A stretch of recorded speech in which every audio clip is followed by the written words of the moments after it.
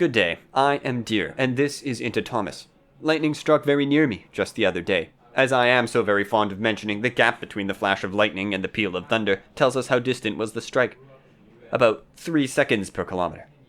The white-hot, blinding light filled the room I was in, even though the window was barely large enough to crawl through in an emergency.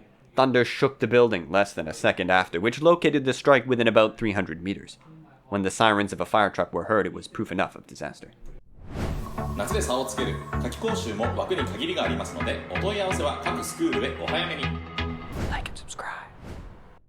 The 1930s were disastrous for the world. The Great Depression was in full force, and Europe and Asia were to fall into war before the end of the decade. People wanted some good news for a change.